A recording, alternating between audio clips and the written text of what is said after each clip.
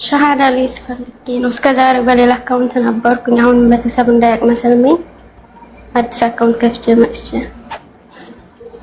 መልካም እሺ። የምለው ቃል አብረሽ የተከተልሽ ከመስለሜ እስከዛሬ ብዙ ጥያቄ እየጠየቅኩ ነበር እየገባሁኝ፣ ግን ዛሬ በህልሜ አንድ ህልም አየሁ። እሺ ትልቅ ባህር ይመስለኛል። ባህሩ ተከፍሎ ወደ ላይ ወደ ሰማይ ድልድይ ይሰራለትና ወደ ላይ ይወጣል።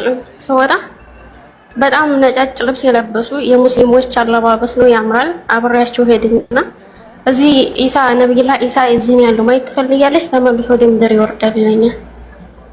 ከዛው ማየት አልፈልግም ብለዋለሁ። ወደዛ ወደ ሰዎቹ ውሰደኝ ስለው ያኩ መሐመድና በመሐመድ መንገድ ላይ የሄዱ ሰዎች ናቸው፣ አንቺ ደግሞ ከነሱ አይደለሽም።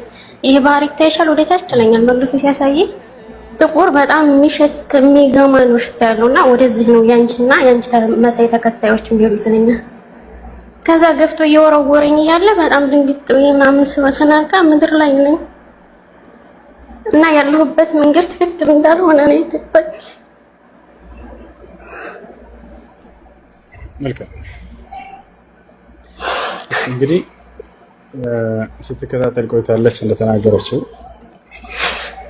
በምናስተምር ጊዜ ያን ትክክለኛውን መንገድ አግኝታለች።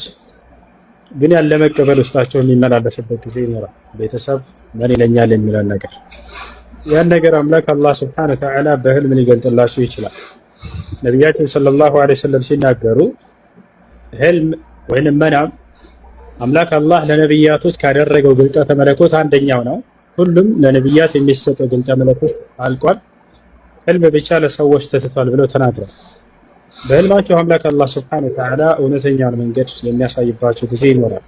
ያ ማለት ግን ህልም ብቻውን ማስረጃ ይሆናል ማለት ሳይሆን ያ ህልም ከቁርአንና ከሐዲስ ጋር ወይንም ከእውነተኛ የነቢያት መንገድ ጋር ተስማሚ ሆኖ ከተገኘ ነው እና ይሄን ነገር ያሳይሻል እና ለአላህ ምስጋና ይገባው። ያንን የእውነተኛውን መንገድ እስከዛሬ ስትከታተል የነበረውን አላህ ሱብሓነሁ ወተዓላ እንድትመርጪ ስላደረገሽ ለእርሱ ምስጋና ይገባው። ከኔ ጋር አሁን አብረሽኝ ሸሃዳ ቃል ትያለሽ። አሽሀዱ አሽሀዱ አላ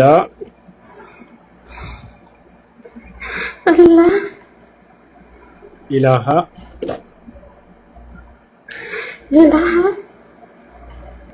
ኢለላህ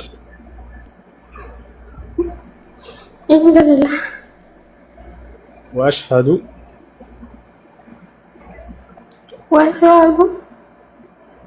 أن محمدا رسول الله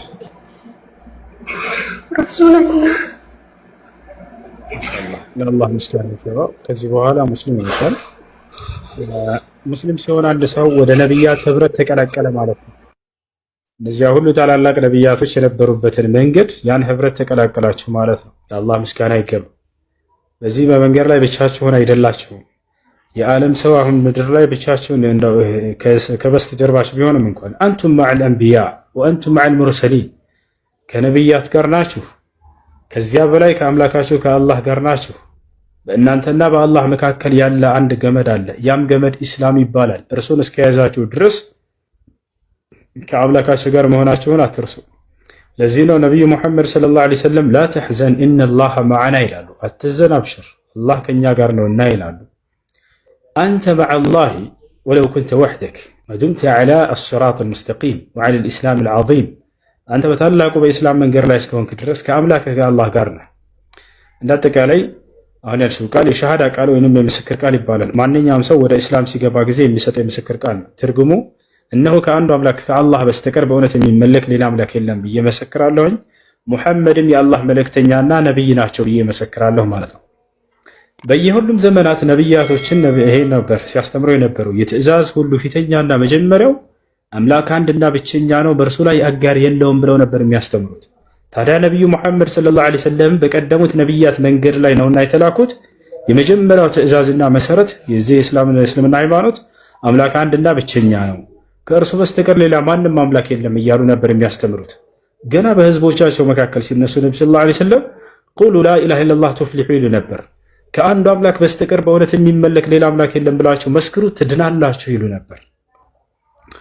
ታዲያ ይሄን ነው እነሆ ከአላህ በስተቀር በእውነት የሚመለክ ሌላ አምላክ የለም፣ ሙሐመድም የእርሱ መልእክተኛና ነብይ ናቸው ብዬ እመሰክራለሁ ማለት ነው።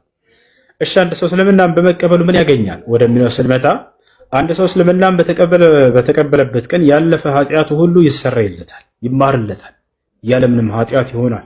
ልክ ከእናቱ ወደ እንደወጣ ህፃን ልጅ ያለምንም ኃጢአት ይሆናል። ይህን አላህ በቁርአን ላይ ሲናገር ምን አለ? ቁል ሊለዚነ ከፈሩ ኢየንተሁ ይግፈር ለሁም ማ ቀድ ሰለፍ ወኢን የዑዱ ፈቀድ መደት ሱነቱል አወሊን ይላል። ሙሐመድ ሆይ እነዚያ ለካዱት ሰዎች እንዲበላቸው ካላችሁበት ክህደት ብትቆጠቡና ወደ ኢስላም ብትመጡ ያለፈ ኃጢአታችሁ ሁሉ ይማርላችኋል በላቸው ይላል ነቢያችን ሰለላሁ ዐለይሂ ወሰለም። ታዲያ ሐዲስ ላይ ሲናገሩ ምን አሉ? አልኢስላም የጅቡ ማ ቀብለሁ አሉ። እስልምና ከእርሱ በፊት ያለን ኃጢአት ያስተሰርያል አሉ። ያ ማለት ሰውየው ሲሰልም ጊዜ ያለፈ ኃጢአቱ ሁሉ ይማርለታል ማለት ነው። ሁለተኛው ነገር እስልምና ከሞት በኋላ መነሳት፣ ትንሣኤ ወይንም መቀስቀስ እንዳለ ያስተምራል። ገብታችኋል? ከተቀሰቀሳችሁ በኋላም ገነትን እንደምትወርሱ ያስተምራል።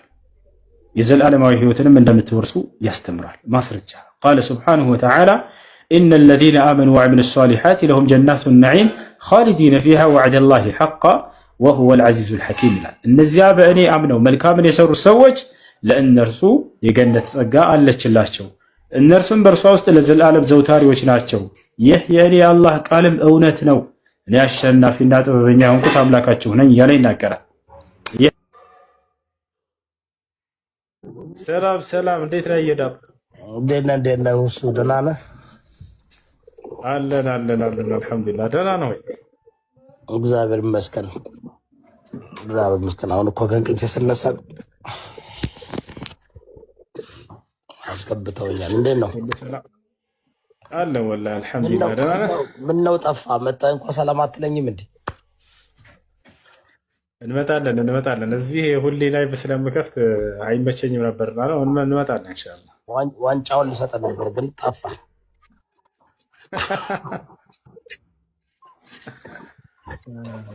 ምንድን ነው የሚለውን ስትረዳው ግልጽ ይሆንልሃል። ጌታ የመጣው አምላክነቱን ሊገልጽ፣ አንደኛ አምላክነቱን ሊገልጽ፣ ሁለተኛ ደግሞ ስማኝ። ስለዚህ አምላክነቱን አልተናገረም። ስማኝ ራሱ አይሁዳውያን ራሱ እኮ ለምንድን ነው ሊገሉት የፈለጉት? ሊናገር አይደለም የመጣው አለ። በጣም እሱ ነው አምላክነቱ ክርስቶስ። አምላክነቱንማ ዮሐንስ ወንጌል ምዕራፍ 1 ቁጥር 1 ላይ እኮ ተናግሮታል። ምዕራፍ 1 ቁጥር 1 ላይ ጌታ ወንጌላውያን እኮ ተናግረውታል። ራሳቸው አራቱም ወንጌላውያን እኮ አምላክነቱን ገልጠዋል። በሰራው ስራ በእኔ ባታምኑ በስራዬ እመኑ ብሏል። በወቅቱ አምላክነቱ ሊገልጥ መጥቶ ያ ስራ የማን ነው? ያ ስራ የማን ነው? በእርሱ በኩል የሚሰራለት ድንቅ ተአምርን የሚሰራለት በእኔ እመኑ አለ አይደለ? በእኔ እመኑ አለ። በእኔ ባታምኑ በስራዬ እመኑ። በስራዬ ማለት ስራዬ ካለ የኔ ማለት ነው። ልክ ይህንኑ ኃይለ ቃል ዮሐንስ ወንጌል ምዕራፍ 1 ላይ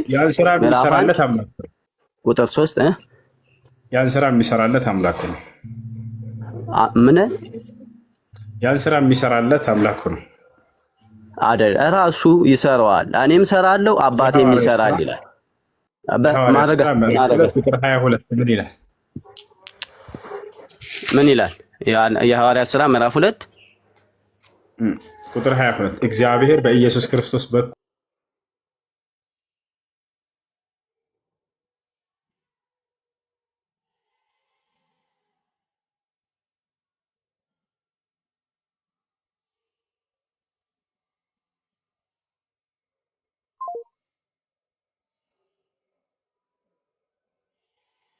እግዚአብሔር የገለጠላችሁን ሰው የናዝሬቱን ኢየሱስን ስሙ ይላል።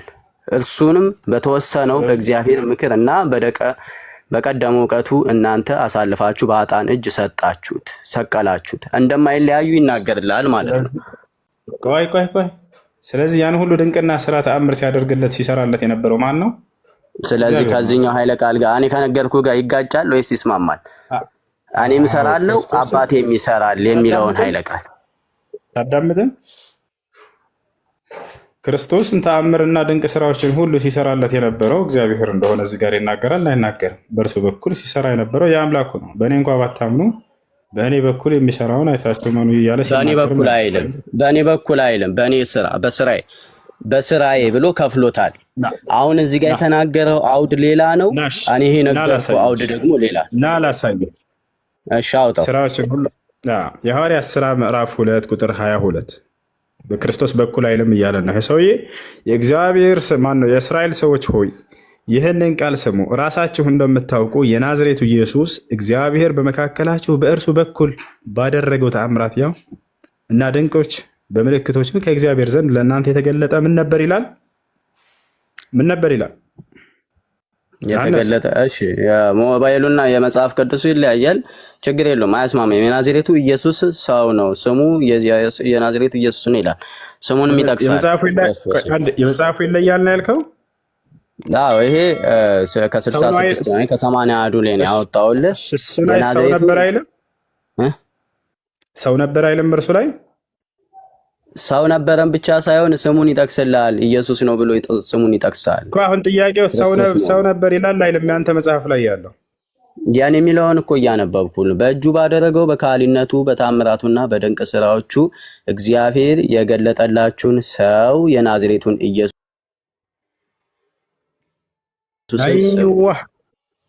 እሺ ኢየሱስን ምን ብሎ ገለጸው? ሰው ነው ይላል አይደል? እና ሰውነቱን እንክዳለን አለህ እንዴ? አምላክነቱንስ እንክዳለን አለህ? አንተ አምላክነቱን ክደህ ሰውነቱን ያስከው አይመጣም። ፈጣሪ አምላክ አይደለም ስትል አንድ አዳም ጃፕሰን አንድ ይመታ አድርግ ክደህ ምናምን የሚለውን እንመዝነው። አሁን ሰው ነኝ ብሏል አይደል ኢየሱስ? አምላክኝ ነኝስ አላለም? ጥያቄ ሰው ነው የእግዚአብሔር ልጅ ነኝ አላለም? ቆይ አዳም ጥረቅ የእግዚአብሔር ልጅ ነኝ አላለም? ስለ እግዚአብሔር እንመጣለን ወደሱ። ሰው ነኝ ብሏል አይደል ኢየሱስ? ሰው ነኝ ብሏል። በጣም ጥሩ። ስለዚህ ሰውነቱን እኔ አምናለሁኝ፣ አንተም ሰውነቱን ታምናለህ። ሰው ብቻ እንዳልሆነ አምላክም ጭምር እንደሆነ ነው ማለት። ፍጹም ሰው ሰው ነኝ እንዳለው ሁሉ አምላክ ላይ ብሎ አስተምሯል። ማን እንደካዳ ሁሉ እናይ ነው ክርስቶስ የእግዚአብሔር ልጅ። አዎ አምላክነት ብቻ አምላክ እኮ የጸጋ አምላክነትም አለ። ሙሴ በፈርዖን ላይ አምላክ አድርጌ ሾሜሃለሁ ብሎታል። አምላክነት ብቻ አይደለም፣ አምላክ የጸጋ አምላክ ሙሴ አይደለም ኢየሱስ። እኔ አምላክ ነኝ ብሎ አስተምሯል ወይ? ሰው ነኝ ብሎ በግልጽ እንዳስተምር እኔ የእግዚአብሔር ልጅ ነኝ ብሏል። ሲመጣ ራሱ እኔ እግዚአብሔር ነኝ ብሏል። ዮሐንስ ወንጌል ምዕራፍ 1 አይው ዮሐንስ ወንጌል ምዕራፍ 1 እሺ እኔ እግዚአብሔር ነኝ ብሎ ምዕራፍ 1 ነው። አታዳምጥም? በፈጣሪ ስም አታዳምጥም? ምን አልከኝ? አዳምጥና ማስረጃ ስለ ጊዜ ትሰጠኛለህ። ችግር የለውም። ምን አለ ቅድም? አንተ ሰውነቱን አምነህ አምላክነቱን ትክዳለህ አለኝ። ነገር ግን እርሱ እንደሆነ የክርስቶስን የካደው እያስረዳኋቸው ነው። እኔ ሰውነቱን አምናለሁኝ፣ እርሱም ሰውነቱን አመነ። አምላክነቱን የካደው ማን ነው ወደሚለው ስንመጣ ጊዜ እኔ አምላክ ነኝ ብሎ አስተምሯል ወይ ብዬ ስለው አላለም። ክርስቶስ የትኛውን ስፍራ ላይ እኔ አምላክ ነኝ አላለም አይደለ ዮሐንስ? ስለዚህ አንተ ነህ የካድከው። ክርስቲያኖች ናቸው የካዳችሁት ክርስቶስን። እኔ አምላክ ነኝ ሳይል አምላክ ነህ አላችሁት። አምላክ ነኝ ብሎ አስተምሯል ዮሐንስ ኢየሱስ። እሺ ምዕራፍ 1 አውጣልኝ። ዮሐንስ ወንጌል ምዕራፍ 1 ቁጥር 1 አውጣልኝ። ማስረጃ ስጠይቅህ ጊዜ ትሰጠኛለህ። አሁን ማስረጃ ሳይሆን የጠየቅኩት እኔ ስለጠየቅኩህ ነው። የኔ ጥያቄ ነው። ምዕራፍ 1 ቁጥር 1 አውጣልኝ። ይህንን ብቻ አውጣልኝ። በፈጣሪ ስም ኢየሱስ ክርስቶስ እኔ አምላክ ነኝ ብሎ አስተምሯል ወይ? ከዚያ ወደ ማስረጃው እንሄዳለን። ቀጥታ እኮ አውጣልኝ። ይሄን የዮሐንስ ወንጌል ምዕራፍ 1 ከቁጥር 1 አውጣልኝ። እንሄድ ነው እባክህ። እኔ አምላክ ነኝ ብሎ አስተምሯል ወይ? አዎ በለንና ቀጥታ አሁን የምትለኝ ማስረጃ ልከፍት ነው። እኔ አምላክ ነኝ ብሏል ኢየሱስ። አምላክነቱን ገልጧል እኮ። አምላክነቱን ከገለጠ አላለም ብትል እኮ ችግር የለውም እኮ። ቆይ ሁሱ አንዴ ይቅርታ፣ በሚያግባባን አማርኛ እንድናወራ። አንተ አሁን ሰው ነህ አይደለ? ሰው ነኝ ብሎ ለመጨረሻ ጊዜ ድልስተህ ካልሆነ ሌሎች ክርስቲያኖች ጋር እንድናወራ ቆይ፣ ስለኔ በኋላ እናወራለን። ስለ ክርስቶስ አሁን ምስክርነት የሚሆን አምላክነቱን የገለጠበትን ምስክርነቱን አውጣው ነው የምልህ። ዮሐንስ ወንጌል ምዕራፍ 1ን አውጣው። አምላክ ነኝ ብሏል። እዛ ልሂድ ልግለጥ ላውጣ ቶሎ ንገረኝና ላውጣ። አምላክ ነኝ ብሏል ኢየሱስ እዛ ላይ። እኔ እግዚአብሔር ነኝ ብሏል። ኢየሱስ እኔ እግዚአብሔር ነኝ ብሏል እዚያ ላይ? አዎ እግዚአብሔር ኢየሱስ ነው ነው እየተናገረ ያለው። ኢየሱስ ክርስቶስ የተናገረው እኔ የእግዚአብሔር ልጅ እግዚአብሔር ነኝ ብሏል። የእግዚአብሔር ልጅ ወደ እግዚአብሔር ልጅ እንሄዳለን። አያችሁት አይደል? እኔ እግዚአብሔር ነኝ ብሏል ዮሐንስ ነው አንድ ላይ አለ። ሙስሊሞች ነን፣ መጽሐፋችሁን በደንብ እናውቀዋለን ከእናንተ በላይ። ኢየሱስ አይደለም እዛ እየተናገረ ያለው። ክርስቶስ የትኛውም ስፍራ ላይ እኔ አምላክ ነኝ እኔ እግዚአብሔር ነኝ ወላሂ አላለም። አንድ ቦታ ላይ ለታሪክ ማለት ነው እኔ አምላክ ነኝ እኔ እግዚአብሔር ነኝ ብሎ አያውቅም። አሁን እኮ ሁሱዬ አሁን እያልክ ያለው እኮ ማስረጃ አልቀበልም ነው እያልክ ያለው። ማስረጃ የኢየሱስ ክርስቶስን አምላክነት ማስረጃውን ስሰጥ አልቀበልም ማለት ይሄ ከባድ ነገር ነው። ወይም ችግር የለውም አታውጣው፣ እኔ አነብልሃለሁ። ዮሐንስ በተደጋጋሚ በእኔ ላይ እየዋሸ ነው፣ እየሰማችሁት ነው። በተደጋጋሚ ማለት ነው። አክብረናቸው ልክ ስናወራ ጊዜ በሰው ላይ አትዋሹ። ማስረጃ ላውጣም እያልክ ነው፣ እምቢ እያልክ ነው ምናምን። ላውጣልህ እያልኩኝ ስንት የለመንኩ፣ ግን አምላክ ነኝ ብሎ አስተምሯል ወይ? አላስተማረም። እኔ እግዚአብሔር ነኝ ብሏል ዮሐንስ 1:1 ላይ አለ። በፍጹም እኔ እግዚአብሔር ነኝ ብሎ አያውቅም ኢየሱስ። ታዲያ ምንድን ነው ያለው ከተባለ እኔ ከእግዚአብሔር የሰማሁትን የምነግራችሁ ሰው ነኝ ነው ያለው። ሰው ነኝ ያለ እንጂ ኢየሱስ በፍጹም እኔ አምላክ ነኝ ብሎ አያውቅም። መቀጠል የሚፈልግ ክርስቲያን ካለ መቀጠል ይችላል። ጅብሰን አለ። ሰላም አለይኩም። ወአለይኩም ሰላም። አንድ ጥያቄ ነበረኝ። ለምሳሌ መድረሳ ምናምን የተማርንባቸው